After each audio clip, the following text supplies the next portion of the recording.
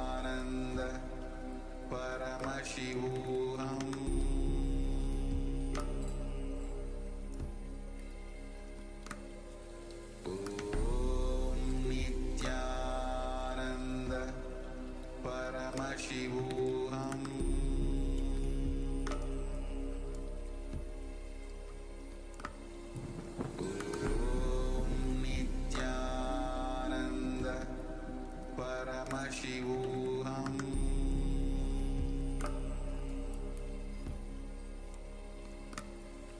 Om Nityananda Paramashivoham.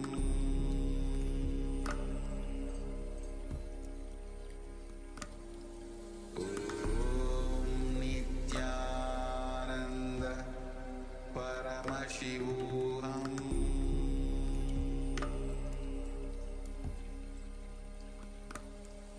Om Nityananda Paramashivoham. Om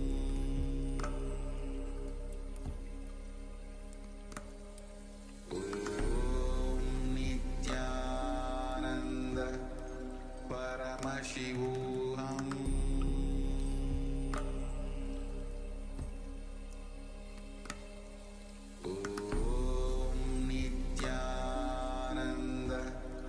Paramashivoham.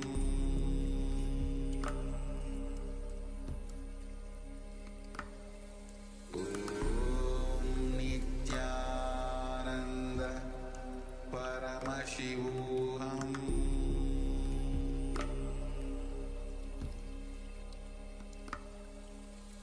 Om Nityananda Paramashivoham.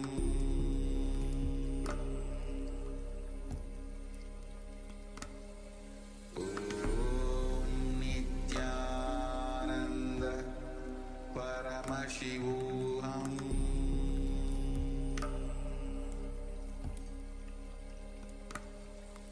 Om Nityananda Paramashivoham.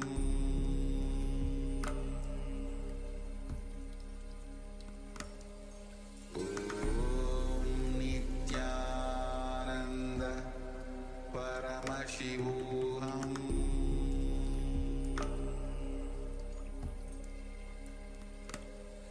Om Nityananda Paramashivoham.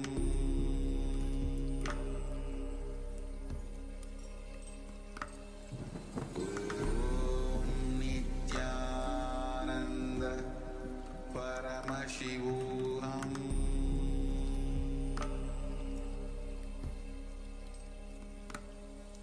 Om Nityananda Paramashivoham.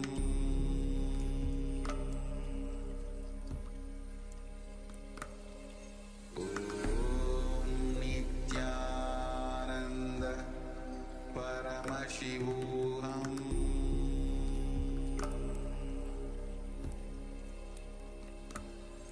Om Nityananda Paramashivoham.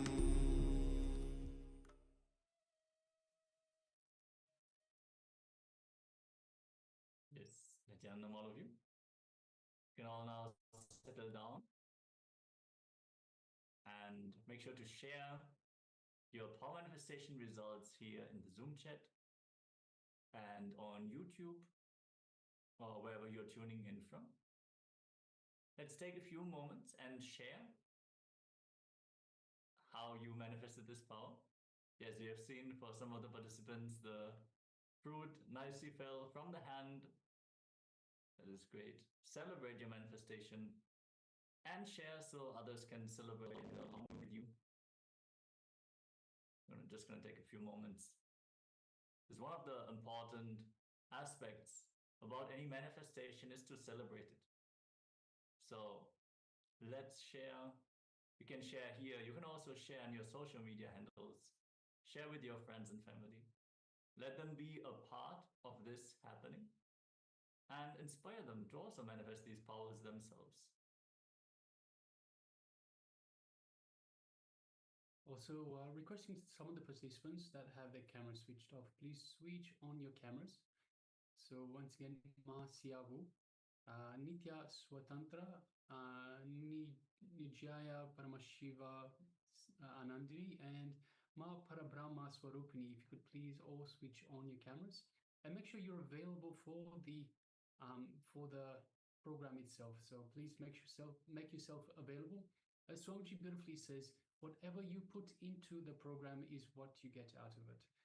So the more you make yourself available, the greater chance you have to actually receive all the great truths and to manifest these powers. Take part in this program. So please make sure that you do put in your effort. If you recall, going back to the first day of the program, we asked yourself to write down what it is that you want to achieve from this program. What is it that you want to get out of this program? And Swamiji beautifully told us, put in the effort and you will get it. Put in the effort, and if you put in 100%, you will get 100% of the results. If you put in only 50%, you will get only 50% of the results.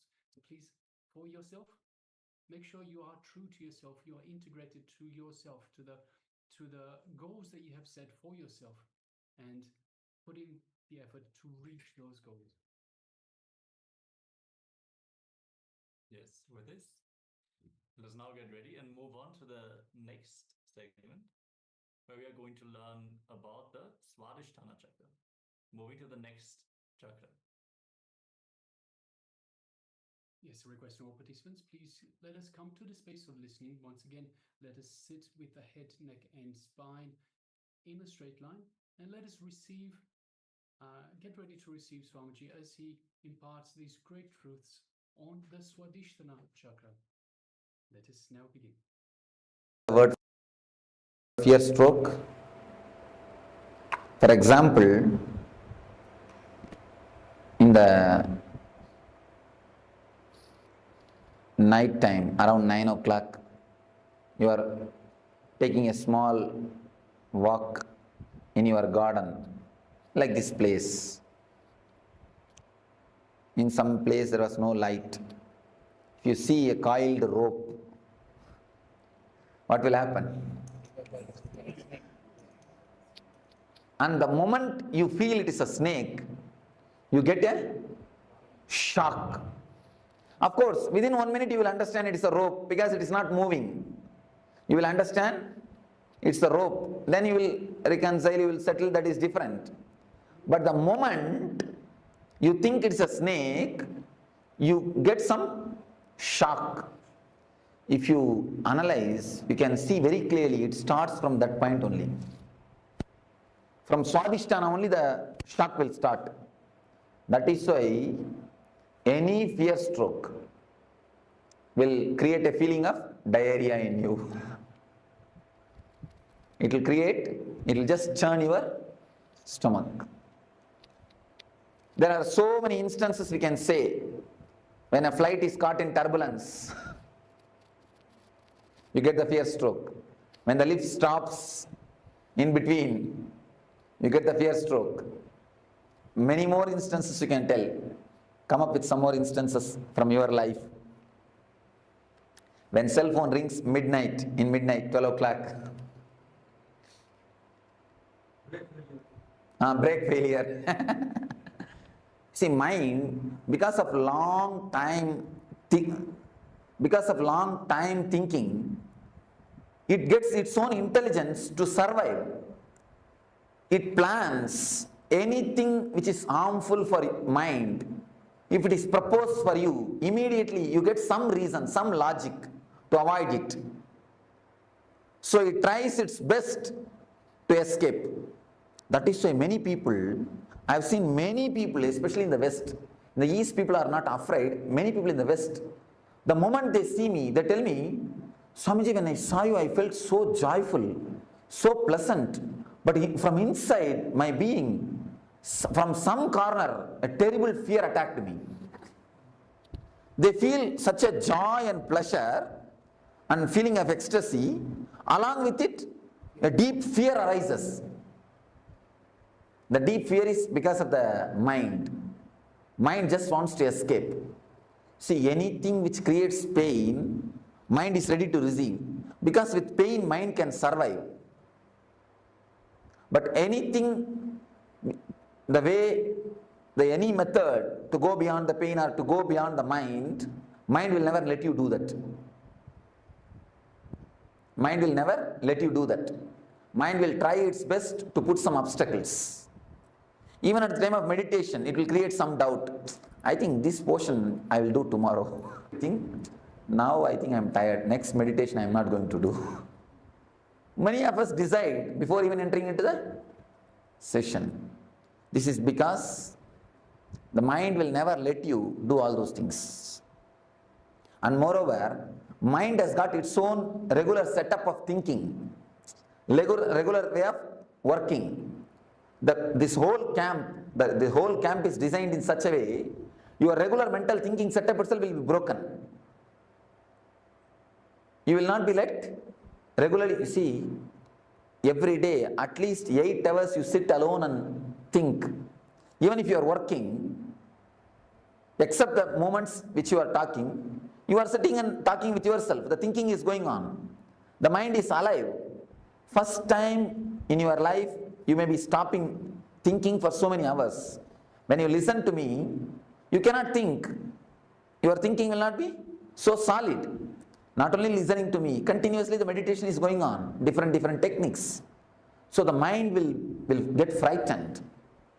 Unconscious can predict the danger. Unconscious has got a intelligence or intuition to predict the danger. So if you totally get involved, you will reach a space, the joy or the bliss, where mind cannot pull you down, where you cannot be same old personality. So naturally mind will create enough of problems. I have seen many people coming and telling me, Swamiji, I don't have time at all for meditation. I don't know what word to use. Simply cheating themselves. You see, if you say, I can't give so much of preference to meditation, that is okay. But how can you say, I don't have time? Because everybody has got only 24 hours. It is your priorities. For what you want to give priority. For money, if you want to give priority for money, you spend all your time in working. If you want to give priority to the family relationships, you are just continuously around them. You take them out, you spend time with them, you sit and chat with them, like this. For what you want to give priority? Only for that, you work. So if you really want to give priority for your life, for your joys, for your bliss, for the real energy, naturally you will find time for meditation. So if you say, I don't find time for meditation, it means two things. Either you have not understood the importance of meditation, or you don't feel like giving priority to the meditation. Any moment of fear stroke in your life?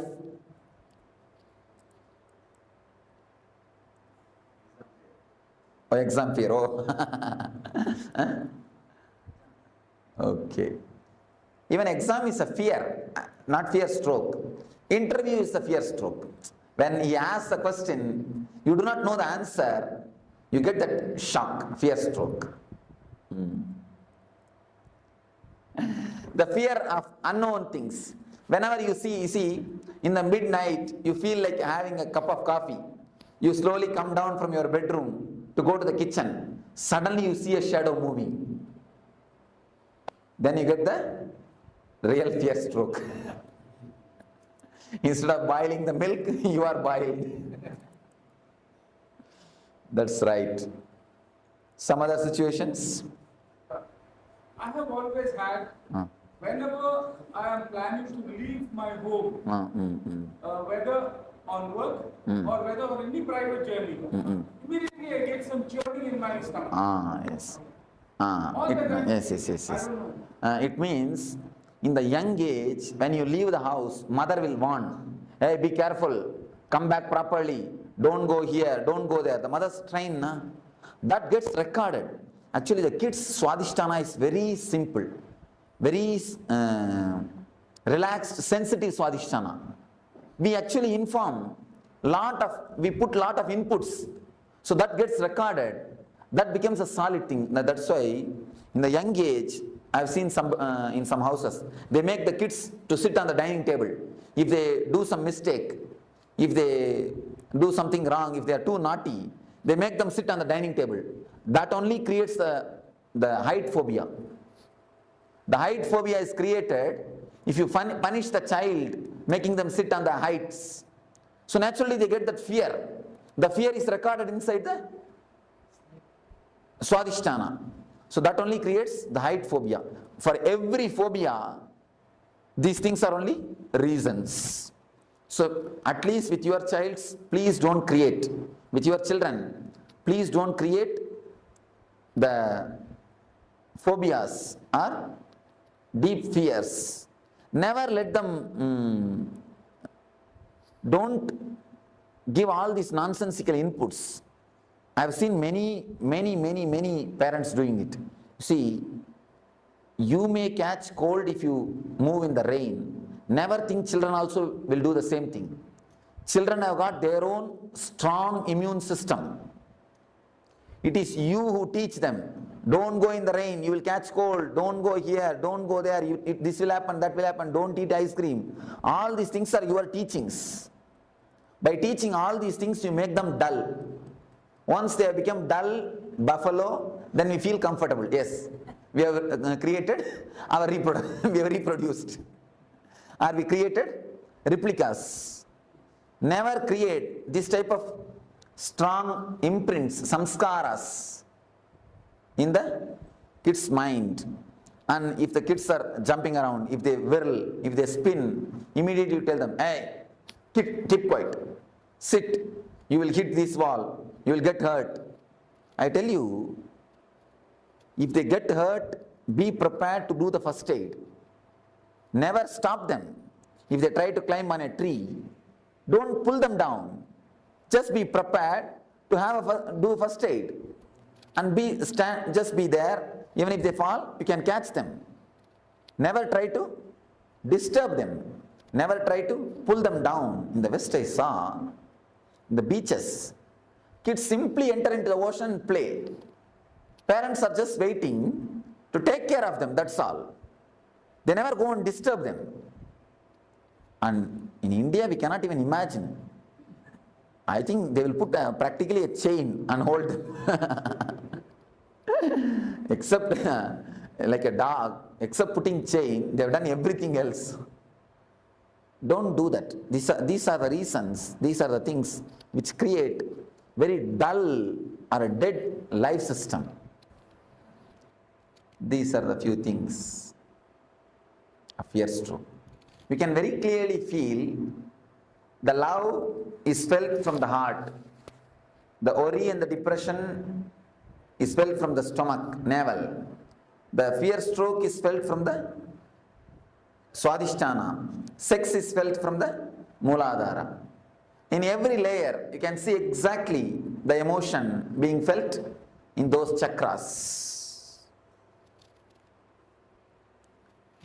Let me explain the fear stroke. 3 things you need to understand about the fear stroke. Average in 24 hours. And one more thing, you all have forgotten, you get fear stroke in dreams also. Even in the dream states, you get fear strokes.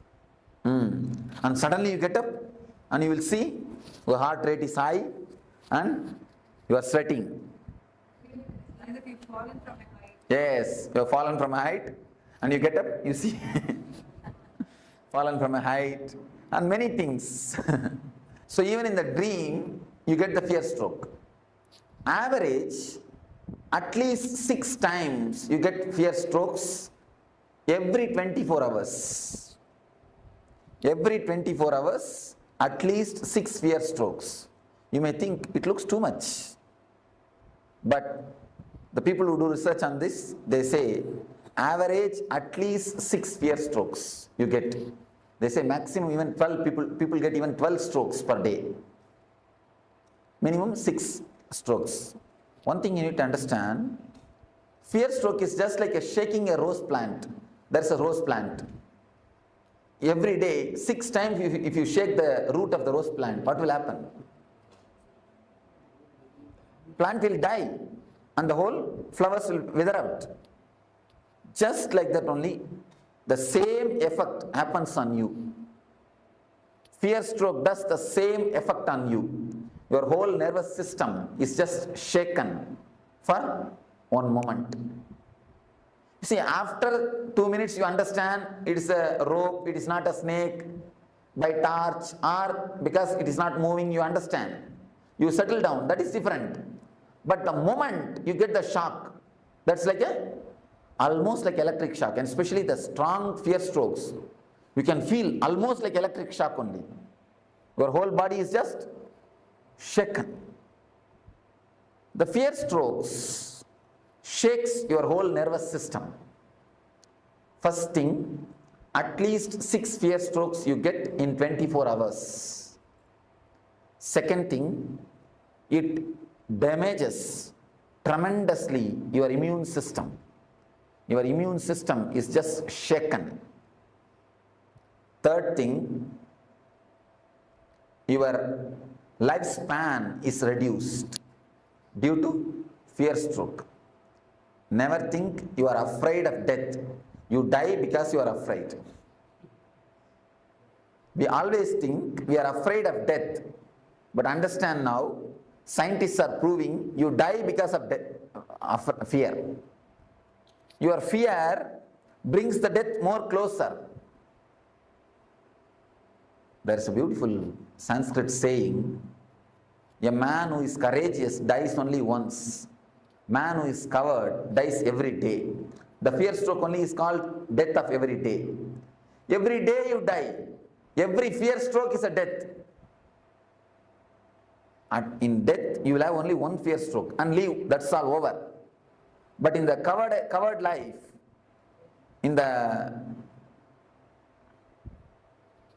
this type of lifestyle, every moment you get the fear stroke.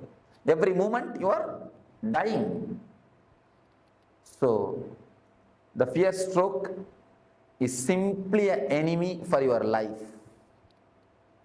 Simple enemy, a direct enemy for your life. We all know that now the fear stroke is enemy. How to deal with it? What has to be done?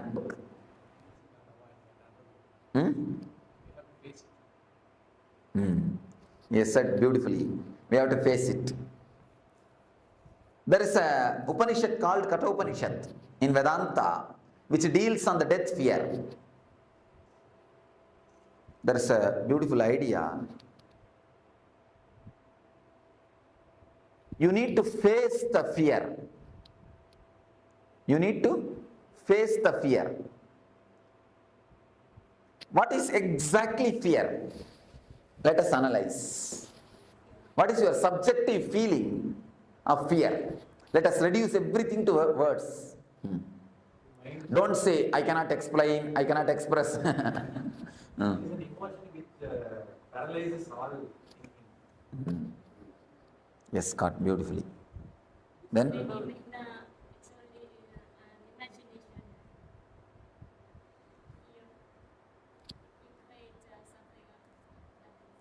Even the word imagination is not right, ma. You see, he gave a beautiful subjective experience, subjective expression. A special kind of chemicals or hormones are released in your system, which when the feeling is created, you just don't want to live inside your body. You want to jump out. You just don't want to be in that space. In a nutshell form, I will present it to you.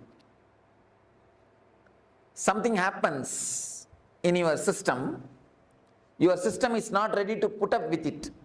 You just want to escape from that space. You just want to jump out of your skin. Some uneasy feeling is the tremendous uneasy feeling is created inside your system. That is what we call, see, raising the heartbeat or raising the pulse, raising the BP, all side effect. Basically, an uneasy feeling is created which is not letting you to stay in your body comfortably, which is not letting you to stay in your space comfortably. That is what is fear. What is the exact way to face it? Upanishad says, create the same space consciously and face it. When you create the same space, same hormonal changes, same BP, same heartbeat rate and same pulse rate, same uneasiness, create them consciously and face them. Once you create them consciously and face them, your consciousness gets a deep strength. Even if it happens unconsciously, you will be ready, you will not lose your balance. It's like if you had a deep foundation, if you have a deep foundation, even a flood cannot take away your building. If your foundation is not deep, if you have that type of foundation, even a small fear stroke can imbalance you, can put you off. If you have a deep foundation, if you have worked on your fears, if you have a deepest consciousness, even the unconscious strokes can never touch you.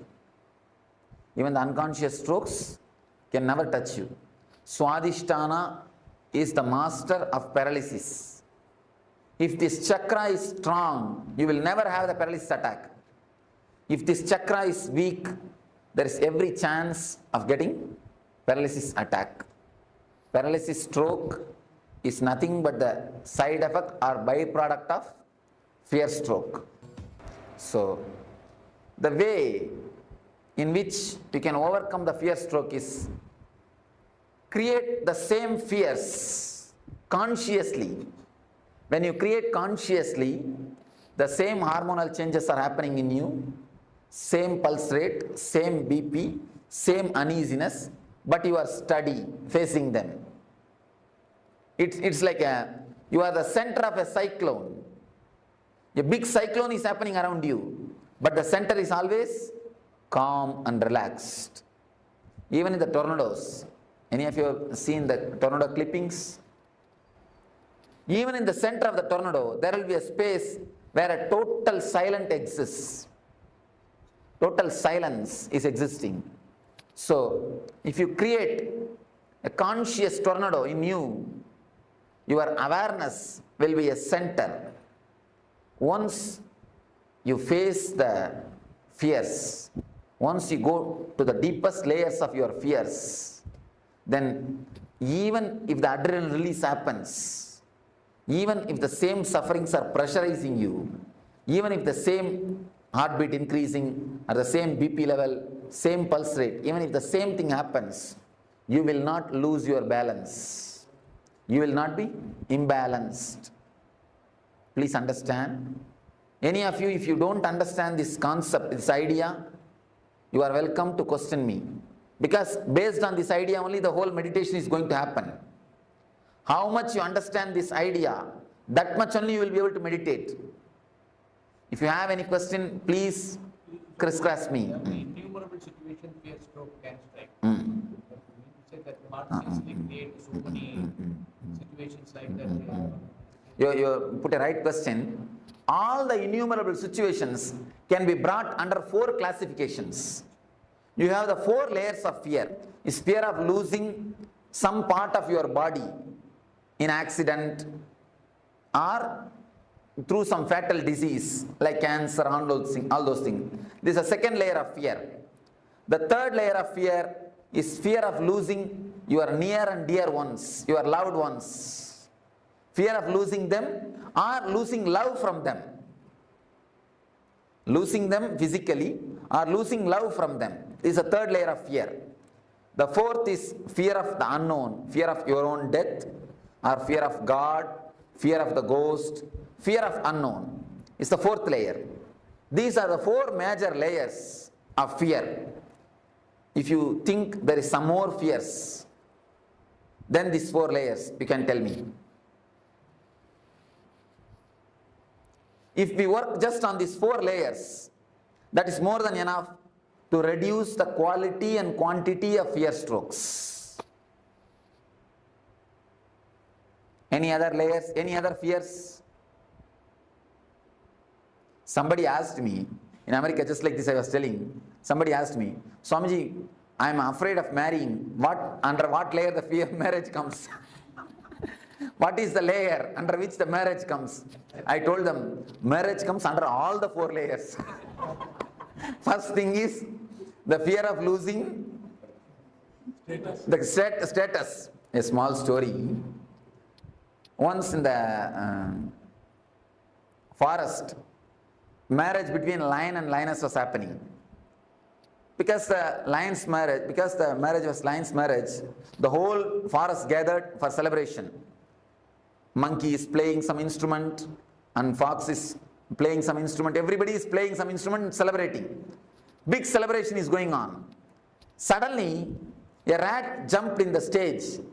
The center of the stage, it started dancing. A rat started dancing. One lion came and caught the rat and told, hey, it's a lion's marriage. What courage you will have to come and dance here? Fool, who are you to come and dance here? Go outside. Get out. Immediately the rat said, no. Before marriage, I was also lion only. So, first thing, losing the social status. The next thing, of course, don't mind if you are already married. The next thing, the fear of losing the body, some part of some body, or the fatal disease. I was just making fun. In all the 4 layers, you can bring the marriage. Fear of unknown and fear of losing the love. All the 4 layers can happen due to marriage. Anyhow, any other? Fear of expression. Fear of expression. Social status. You are afraid that you may fool, you are a fool. You may prove you are a fool. Afraid of being called as a fool.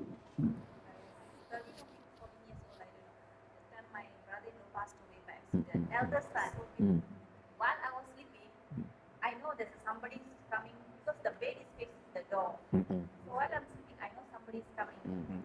I move myself. Then why is my brother-in-law? And he's already died. Why he can speak to me now? That makes me very fierce and started to shiver. I just run away from the room. Actually, till the 16th day, the hangover will be there. That is why we are expected to keep that place separate and expected to do that regular shraddha and all those rituals to give a send-off, peaceful send-off. Emotionally, when you relax, when you let go them, only then they can carry on their life. Emotionally, when you let go, only then they can let go. They will be able to let go the whole thing. I normally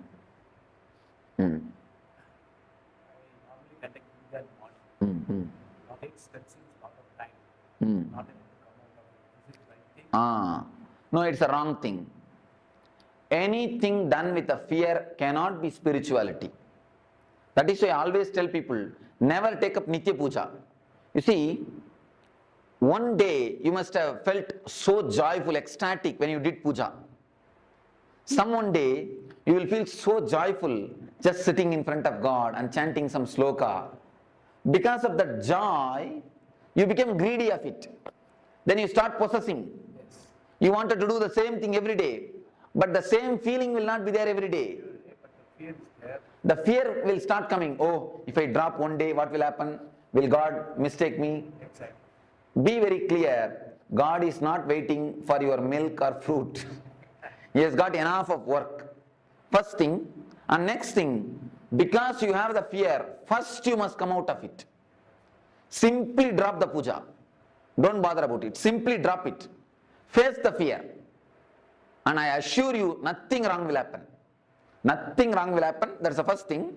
Second thing, face the fear. Nothing wrong. Never do anything out of fear.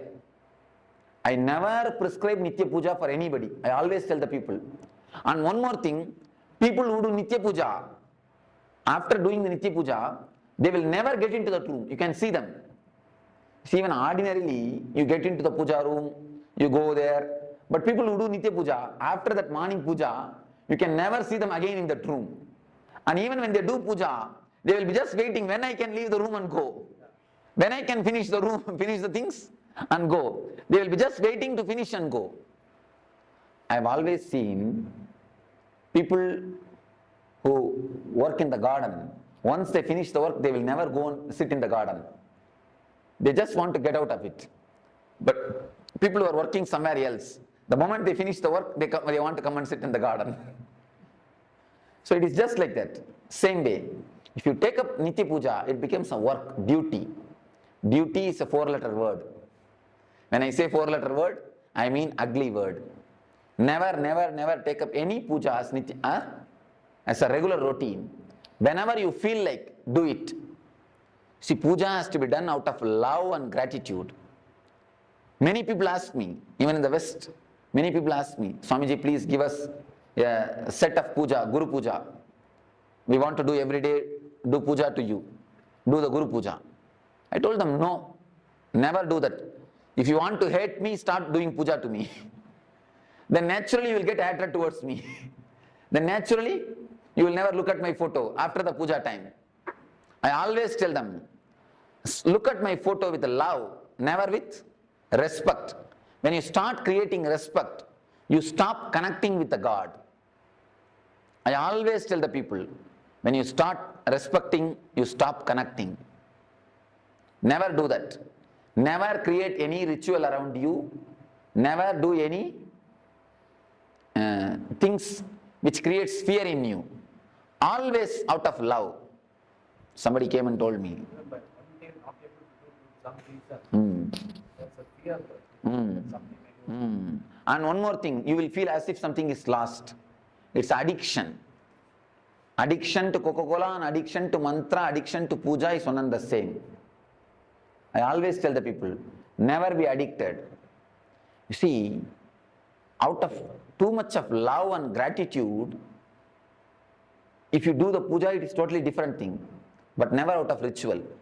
And I tell you, when so much of gratitude and love flows, even your very walking will be a pradakshina. Your eating will be offering nevedya. Your thinking will be just a japa. Even your sleep will be a meditation. There is a beautiful sloka by Shankara. Even my nidra is samadhi, meditation on you. Even my walking is a pradakshina for you.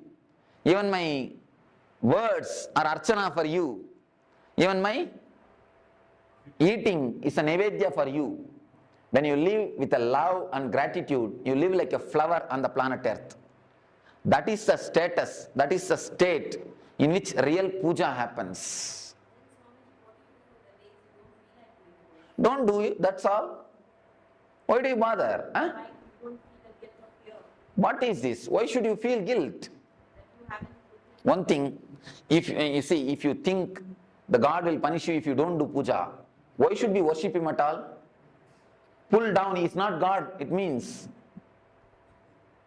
If he accepts you, whether you do it or not, only then he is God. You understand? Only then he is a compassion. Only then he is a love. He will accept when you do it, he will not accept when you don't do, means he is more or less a politician. And pull him down from his seat.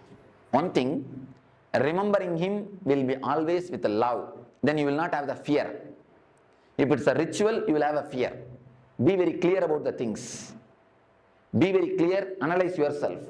If it is out of fear, drop today itself. This moment itself, drop it. If it is out of love and gratitude, you can do it. I always tell people, no intelligent man can do any practice more than 21 days. It's a law. If you are an intelligent man, you cannot do any practice. Practice means this paper rituals.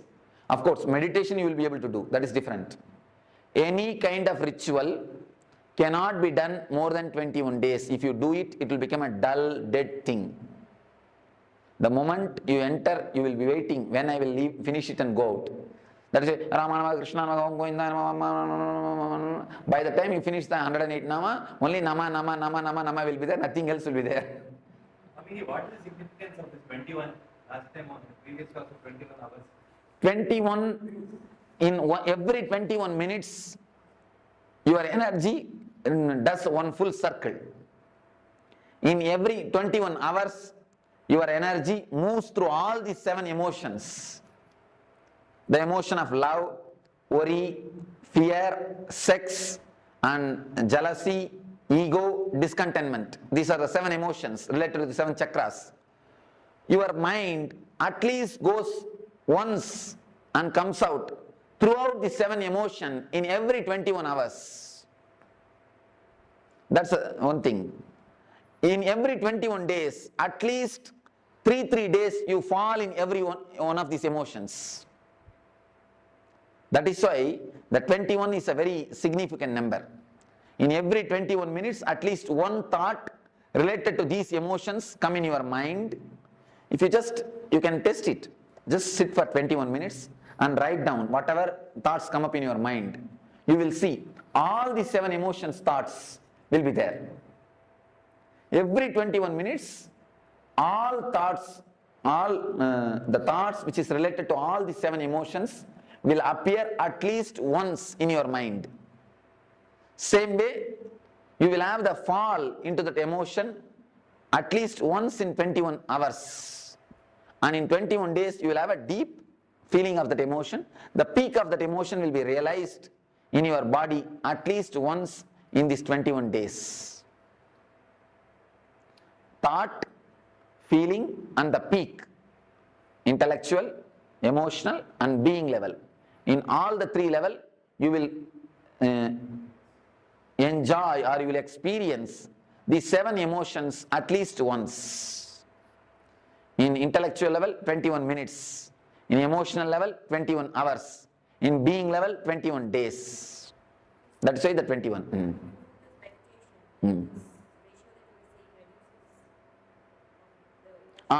Of course, naturally the depth, the quality gets reduces.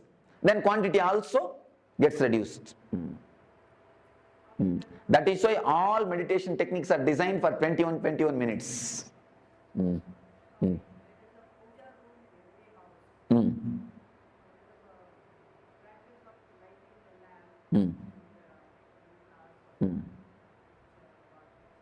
Make it as a small ritual. When you feel emotional, that day you sit and do it casually, relaxed, wait 2-3 hours. When you don't feel, do it as a 2-3 minutes ritual and finish it and go. Over. Or take turns. Tell somebody else, if you are feeling, today let them go and do, that's all. Even that is to satisfy the mind. Even that is also to satisfy the mind only. If you ask me honestly, I will tell you drop even that. Don't bother about it even. Don't even bother about that. Is it only for partners or even for the future? Generally our life. You see, when you imagine about the future, you alter your life. When you imagine about partner, you alter her life. If it alters your life, it is welcome. It's a vision. Only in that way you grow. If it alters somebody else's life, it's an imagination. Don't do that. Alter your life, okay, but never try to alter others' life. This is the difference. Bhavana, Kalpana. Bhavana means vision, visualizing. Kalpana means imagination. So do visualization, never imagination. So visualization, what I have seen with experiences, they are contradictory visualization. Okay. You see, whenever the vision is not same, work on the visualization, work on any one visualization. If you think as yourself as a cricketer, start working towards it. If you think yourself as an actor, start working towards it. When you start working, someone will drop automatically. Then you will understand for which you need to give importance. In 1 or 2 steps itself you will understand which is going to suit with in your life. Then naturally the other one will drop. But never drop any visualization without working on it. Because you will have hangover. If you drop that visualization, if you drop the idea of being an actor without trying to work towards it, at least take one step towards some producer's house. Then if you feel, no, this is not for me, it is difficult, then you drop. You will not have a hangover. If you drop without having any steps taken towards it, you will have a hangover. So start taking steps. Naturally, whatever is not for you will drop. Not that you need to drop it, that will drop you. Naturally, you can go ahead in the steps which you need to go. So visualization for the positive aspect is so good. Right. Sometimes the mind thinks other aspect also negative. You get into the trap of negative, sometimes negative. That is called unconscious visualization. Meditation is the only solution for unconscious visualization. Otherwise, the unconscious visualization is nothing less than a poison. It is a simple poison which will kill your life. See, with poison only your body will be destroyed. With unconscious visualization, your lives after lives will be destroyed. You will carry this unconscious visualization everywhere. So drop the unconscious visualization, that is a just poison. Meditation and bringing more consciousness to your thinking setup. See, if you meditate just 21 minutes per day, the whole 21 hour will be flooded with awareness. So don't miss at least 21 minutes of meditation. Every 21 hour, at least 21 minutes allot for meditation. Then you will see, because in every 21 minutes, you come up with one full circle. If one circle is filled with consciousness, it will have an impact on the whole day circles, on the whole day energies. So naturally the awareness will improve. When the awareness improves, the unconscious visualizations will disappear. You see, chanting of mantras makes you only unconscious. It never helps you, it makes you only forget. Chanting of mantra is like a painkiller. Painkiller only makes you forget the pain, not that it heals the pain. This meditation will heal the pain. It will heal the very symptom itself.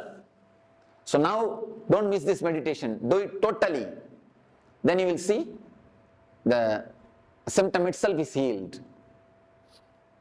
And you can do this meditation even in the house. By sitting. Don't do it by lying. By sitting you can do it. Now, any one meditation technique if you practice, that is enough. Which is suitable for you, tomorrow I will answer. Tomorrow in Energy Darshan, every one of you can take advice from me. I will see the energy of every one of you and you can take the right technique.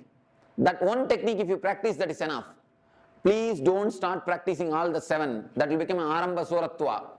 I have seen many people, in starting they start doing everything. Except cooking, they do everything. If you do all the 7, where is the time for cooking in the house? Then after 2 days, no, this is not for me. So don't do that. Take up one meditation and do it sincerely every day. Meditations you will not feel bored. Meditations are not rituals. So do one meditation every day, that's enough. Of course, if you feel, you see, for some people I give 2 meditation. For that type of people, morning one, evening one. For some people I give only one meditation. If you receive only one technique, you can do twice. If you receive 2 technique, do it only once. Because I see the chakras. If some chakra is damaged, I give them the meditation technique. If some chakra needs more help, I give them that technique. How do you know that chakras are open? The very feeling of lightness and the bliss, that itself is the symptom.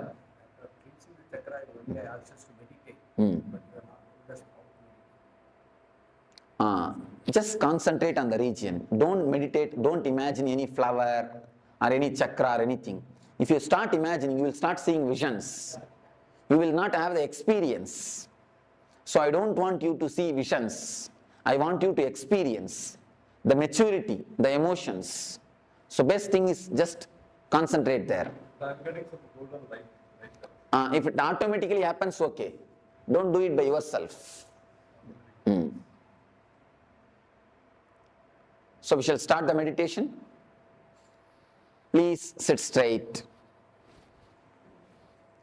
Let me explain sit straight, and now I think you can close your eyes and listen. If you just listen, that's enough. Then when I start the meditation, I'll guide you. If you are not able to sit, no need to tie the ribbon. If you are not able to sit on the ground, you can sit on the chair, nothing wrong. But sit straight and close your eyes.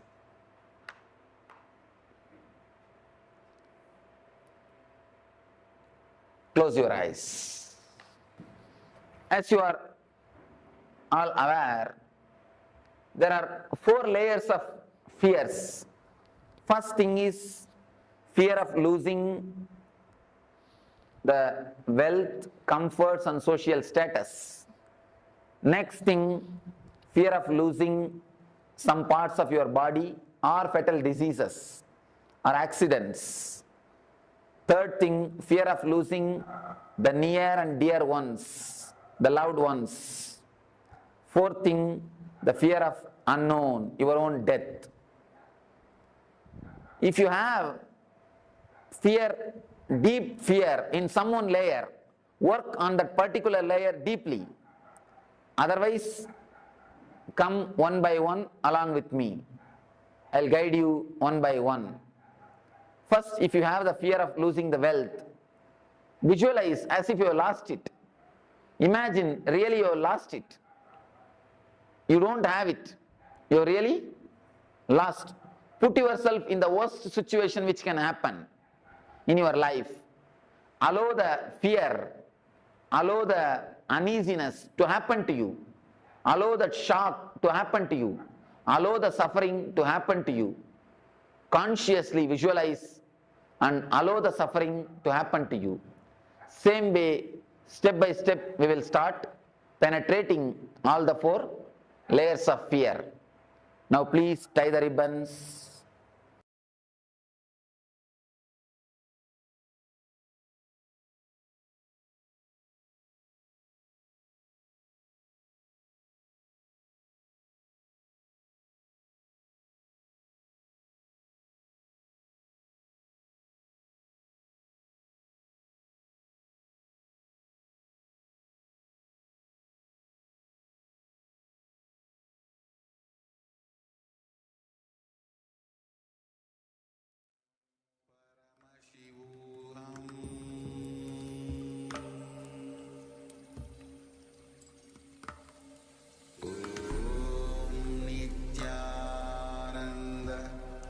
Paramashivoham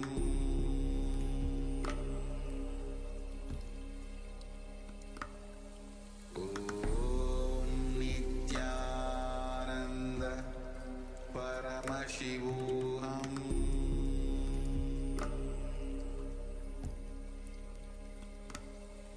Om Nityananda Paramashivoham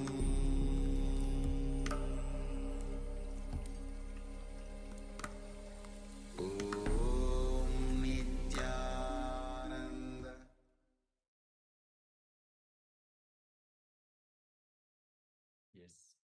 So Swamiji has shared that the Swadhisthana chakra is blocked by our fears. And he described 4 layers of fears. And that in order to overcome fears, experience fearlessness, we have to face the fears. So many fears that we have, we don't even want to think about them. We don't even want to imagine that they could come true. By doing that, we give power to these fears. If we were to think them through, visualize them through all the way to the end, actually the fear would lose power over us. But what we do is we suppress even the thought of the fear. So now we're going to enter into a powerful meditation where we are going to do exactly that. Swamiji is going to lead us to the experience of fearlessness by facing all the worst fears, the 4 layers of fears that he has described, requesting all the participants to settle down and return to your seats. Ma Parabrahma Sarupini, Ma Nitya Swatantra, Nijaya Paramashiva Anandini and Joy Janu. You could return. Your camera's off, so we cannot tell whether you're actually present. Let us all settle down and get ready for this meditation. You can tie the blindfold or simply close your eyes, but sit, if you can, on the floor in Padmasana. If it is not possible to sit on the floor, you can sit on a chair. Settle down.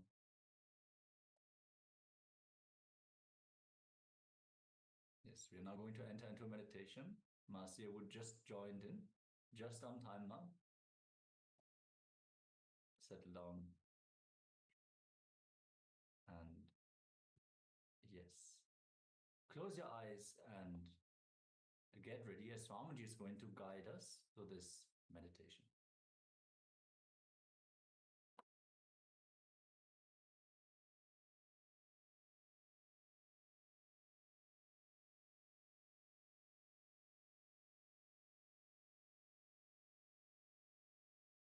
Understand, your system undergoes a hormonal change or chemical change which you are not able to bear. Once you know how to be centered, even when that happens, you can open the Swadhisthana. You can manage the situation. You will be centered even when the fear stroke happens to you. The quality and the quantity of the fear stroke will disappear. Many people, after doing this meditation, they come and tell me, Swamiji, the total fear stroke itself has disappeared in my life. Even if the same situation raises, I don't get the fear stroke. This will totally heal your Swadhisthana. When the fear stroke happens, you can see the Swadhisthana only will be shaken. That is why immediately you go for 1 or 2. Immediately your Swadhisthana is shaken. Love you can feel from Anagata. Depression you will feel from navel, Manipuraga. Fear stroke you will feel from Swadhisthana. Sex you will feel in the Muladhara. Exactly you can feel the emotions in that space. Now we understood one thing. We should face the fears, layers of fears to face the fear stroke or to reduce the quantity and quality of the fear strokes. What are all the fears? Okay.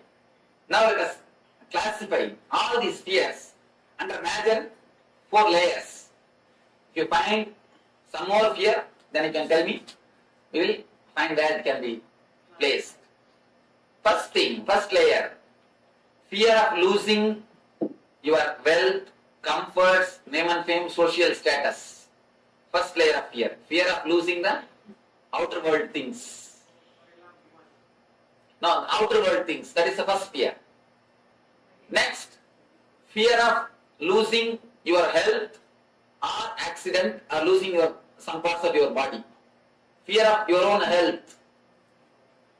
Third thing, fear of losing the near and dear ones or the love of the near and dear ones. Not only losing them and losing their love. This is the third layer. Fourth layer, fear of unknown. Fear of death, fear of darkness, fear of ghost, fear of black magic, fear of hell or the heaven. All these things are under fear of unknown. These are the 4 major fears. Is there any other fear which has to be which you have? We can classify it. Because you need to understand these 4 layers of fear. We are going to work on it. Any other fear? Physical?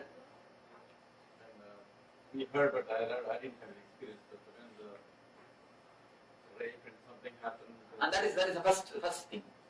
You see, if you bother about the name and fame, it comes under first category. If you bother about the personal pain, second category. What about fear of being afraid? Fear of being? Afraid. Yes. Fear. That cannot be classified under anything because we have to work on it. Fear of fear is, you can say, fear of unknown.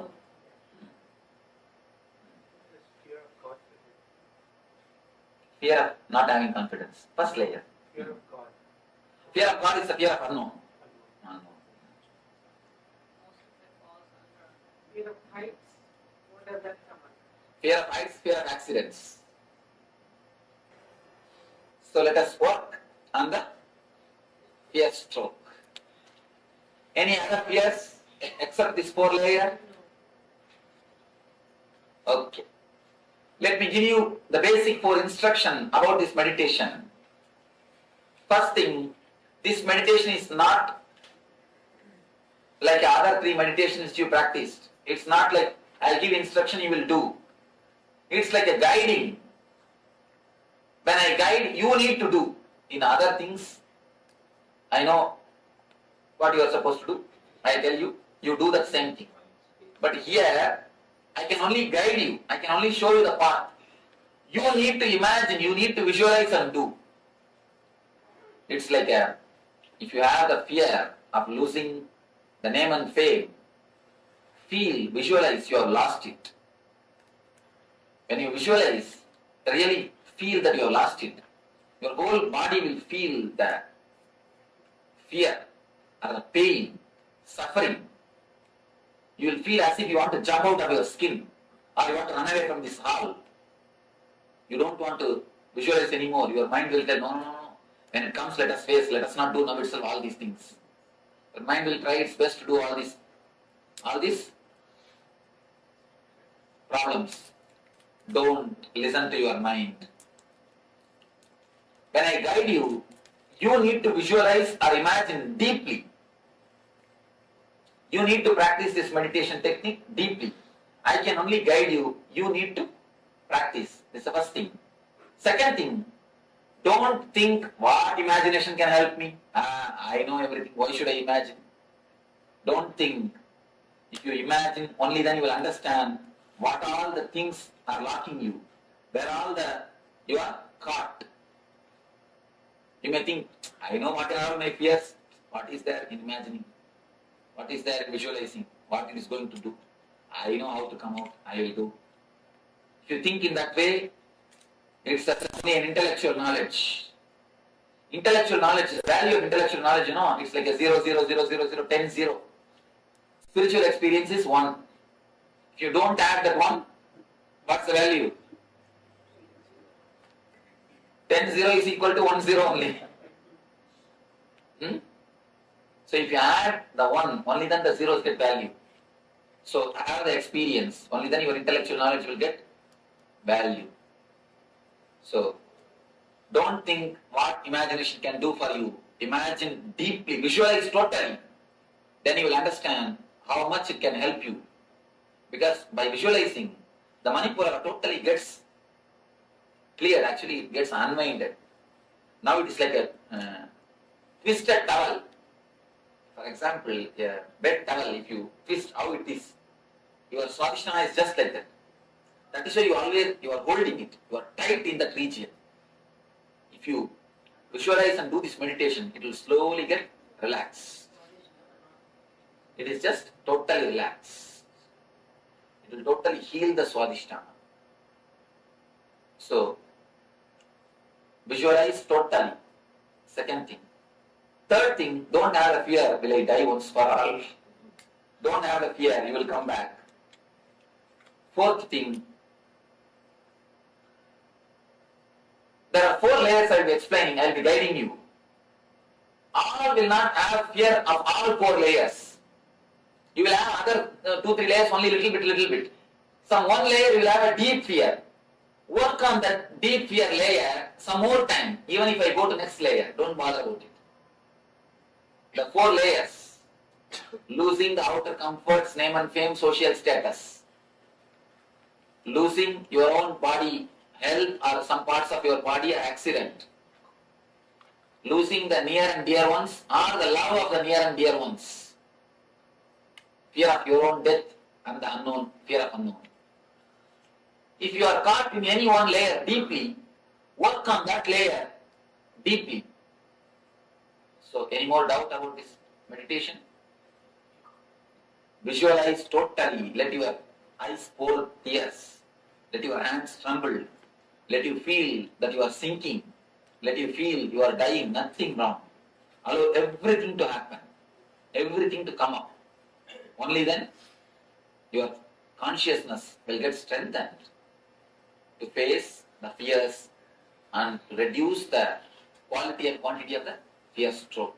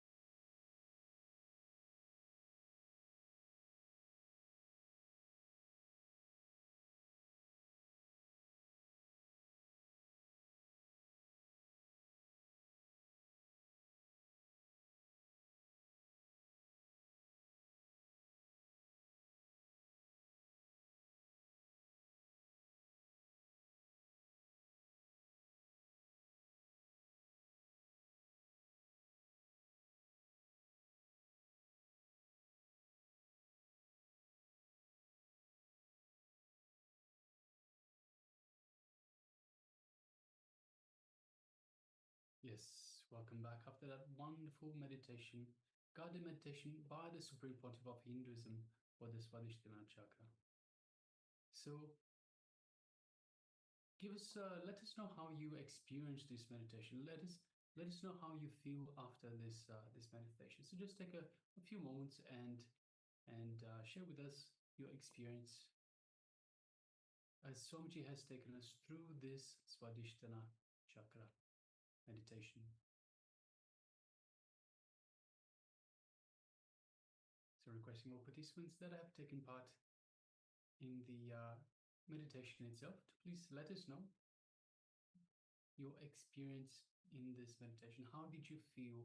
What did you experience? So for everyone, the experience will be different. It will be different because we are all different. We are all unique manifestations of the divine. All we have our own paths.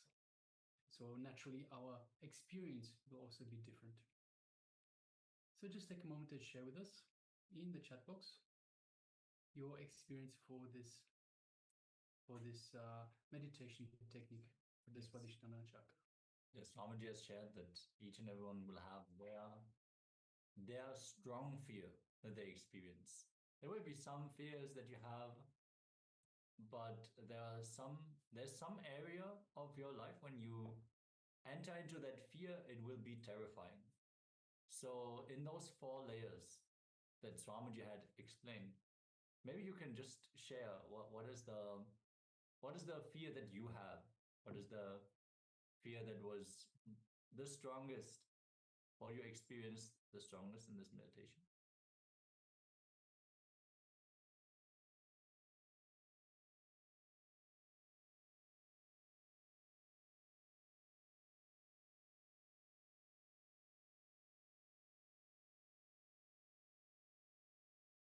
And of course, do let us know any challenges that you are facing. So any challenges with respect to these fears or to any fears that you might have. If you have any challenges, do share with us and we'll make sure that we can guide you. We can guide you through to face these fears, to overcome these fears so that you are not burdened by these going forward.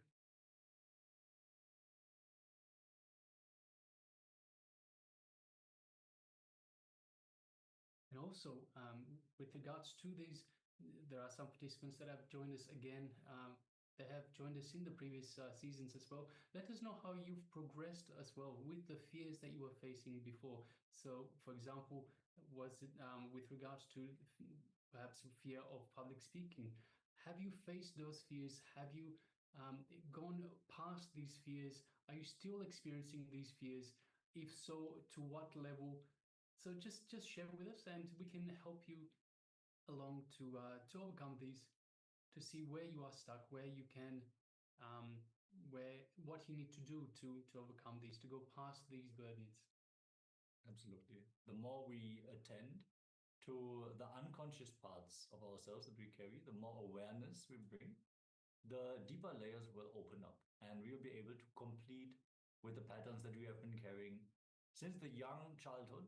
And at a certain point, we will penetrate even into the past lives, where we will be able to resolve even these things that have sprouted in this life in the early age, but actually they are rooted much deeper. So whenever we enter into these powerful processes, make sure that you go into it totally. Let yourself fully experience the meditation, the various techniques that Swamiji is giving. So you can cry, you can shout, you can shiver in fear, knowing that this is a safe space. It is a protected space. Swamiji's presence is here for us to relieve these incidences.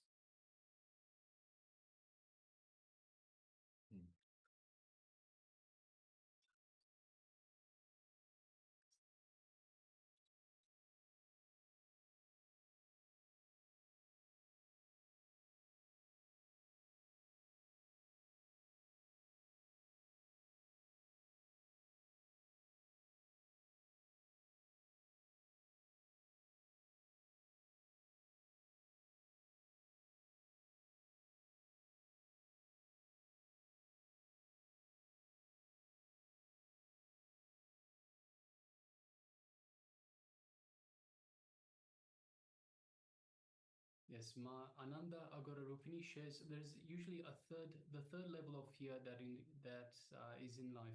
So share with us a little bit more, Ma. So what exactly is like where is the fear? When does the fear rise? How does it rise? What do you feel? So just take a moment to share with us a little bit more information.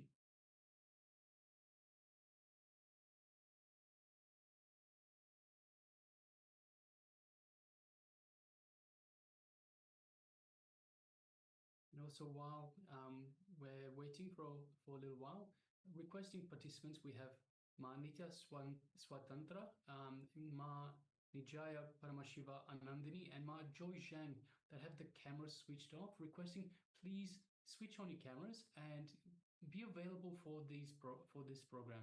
It's also very important that you participate in this program. See, the more you get involved in the program, not only do you get more, but we can also tailor the program better for your needs, to suit your needs, whatever challenges you are facing, whatever issues you are experiencing, anything that's blocking your way from progressing forward. See, by getting involved and by taking part, of course, and getting involved and asking questions and contributing to the session, we can tailor it to your needs. We can help you get even more out of this program. So, of course, but by being in the sessions themselves, you are getting quite a bit of out of the program. But by contributing, by involving in the program itself, by involving in the power manifestations, in the exercises, you give us the opportunity to help you. We are here to help you. We are here to help you get out of the issues that you are facing, out of the blockages, and elevate your consciousness higher. So please, by all means, please make sure that you do get involved, interact, ask questions, especially if there's anything that is part of the program that you are unclear about. Please do ask questions. The way the program is designed, it is layer upon layer upon layer. So what happens is, if you miss the bottom layer, if you miss some key information from the bottom layer, you will not be able to fully understand the next layer and the next layer and the next layer. So please, by all means, at any point, if you have any questions that you do not you want to ask, any topic that you do not understand, any process, anything at all, please ask us. That's what we're here for. Yes, and as Maharaj just shared earlier, since we are all individual expressions of the divine, we have all the unique experience, and the nature of blind spots is such, until we shine the light of awareness onto them, we might not even be consciously aware of them.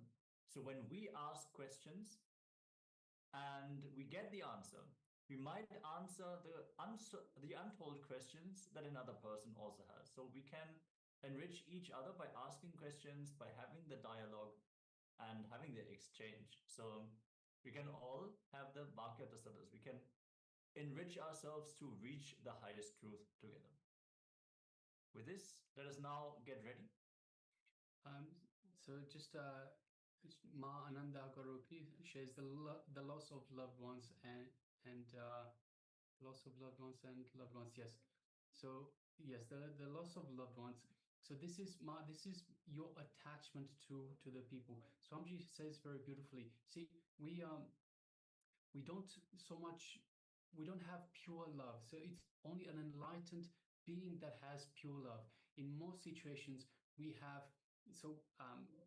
by all means, the female bodies have a high capacity of being connected, because they give birth to beings themselves. They have that connection, that creative connection to the beings that they give birth to, of course. But it is only an enlightened being that can have true love, that can have pure love. So a lot of the times it is not so much that we fear to lose the loved ones. It is fear that we lose control over them. So in our relationships, we often look to our relationships as being some way to control, to manipulate, to have something from them. So the way an enlightened master, it is pure love in that it has no expectations of getting anything back. So by completing with this feeling, so have a look, what is it that you feel in terms of this fear itself? By completing with that, you can actually empower the other person as well, because you're not possessing that other person. When you have this fear of the loved ones, you possess your loved ones, and you turn them into an object. You turn them from a being into an object. So it's important to complete with this fear, and you empower them as well. They have the freedom of being their own being as well. So yes, Mark, definitely complete with this. Have a look inside and have a look, what is it exactly that you expect from this relationship? So this loved one, what is the expectation that you have to get back from this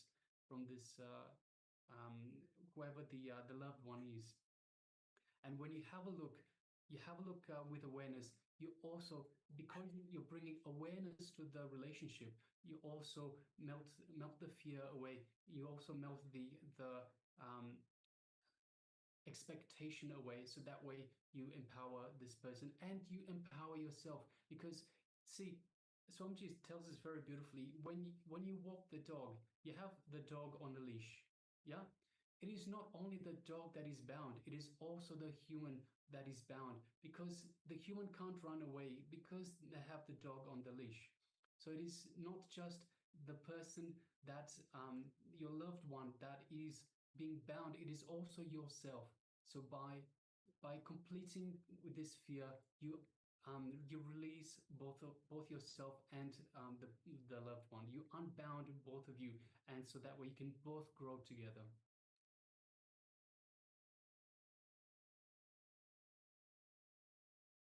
All right. All right, with this, let us move on to the next segment. And the next segment is once again the power manifestation. So I hope you have kept your coconuts or your fruit, and we will once again do the power manifestation where we roll the coconut or the fruit out of our hand. Now, unfortunately, we don't have a coconut or a fruit at this moment in time, so we can't be joining you as we would like to.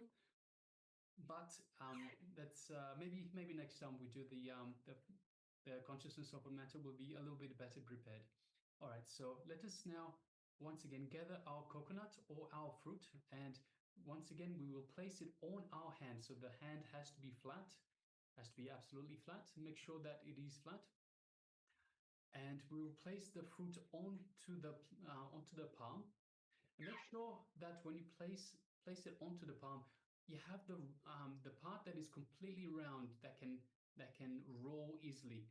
That is on this side. So you should have the ends of the coconut or the fruit on either side, this side or this side. Yes. Yes. Ma Ananda Agararupini, thank you. Yes, so make sure you have the ends of the coconut or the fruit on this axis. So facing this way and facing this way. So this way you can easily roll either way, left or right. And now let us make a conscious decision. So we want to move it to either the left or the right. If you were able to move the coconut to the left, this time we'll be moving it to the right, and vice versa. If you are able to move it to the right, this time let us move it to the left. So let us go contrary to what we feel comfortable with. And when you successfully roll the coconut or the fruit, the object that you're holding in both directions, you can place it on the other hand as well and repeat the same. All right, so now let us sit comfortably with the head, neck, and spine in a straight line. So once again, requesting participants to please switch on their cameras and join us in this wonderful power manifestation, the consciousness of a matter. So let us sit comfortably with the head, neck, and spine in a straight line. let us just visualize Swamiji in our inner space, the Ananda Gandha region, which is just below the heart center. So visualize your favorite image of Swamiji, your favorite murti, the one that you feel most connected to. Just visualize Swamiji in your Ananda Gandha, your inner space. And then just take a moment and feel that connection.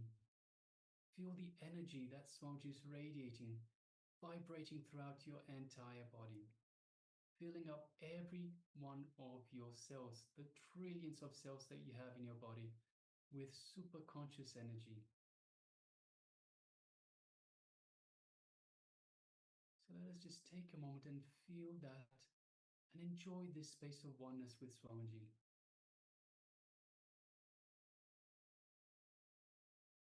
And just know that you are in oneness with Swamiji. Now let us move our gaze just lightly to the third eye, which is just between the eyebrows. Just gaze gently, don't strain yourself, don't concentrate, just the way you would look at a flower, at a rose. Look at it, just lightly gaze into the third eye. And now, through our third eye, let us look into Swamiji's third eye. And you feel, as you do so, you feel a connection to Swamiji's third eye, an energetic connection that is getting stronger, that is vibrating in your third eye, activating your third eye.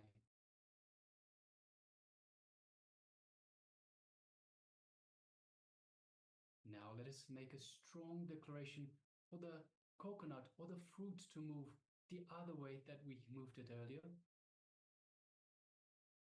Make that strong declaration. Nothing else is the truth. Nothing else is reality but your strong intention.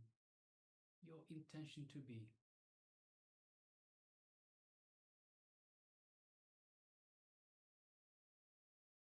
Let us connect further to Swamiji by chanting the Mahavakya, the cosmic code word that he has given us. Om Nityananda Paramashivoham. Om Nityananda Paramashivoham. Om Nityananda Paramashivoham. Yes, continue chanting the Mahavakya. And from this space of oneness with Swamiji, from this understanding that you are Paramashiva, with this strong declaration that is the only reality, to move the coconut, to move the fruit out of your palm, let us now start manifesting this power of consciousness over matter. Let us begin.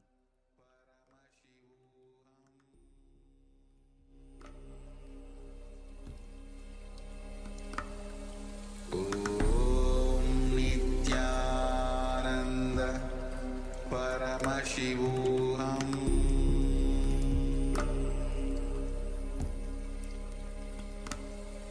Om Nityananda Paramashivoham.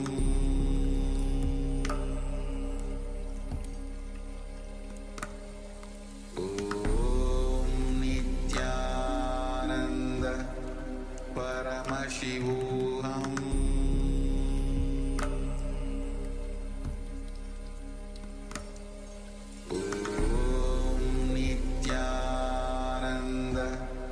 Paramashivoham.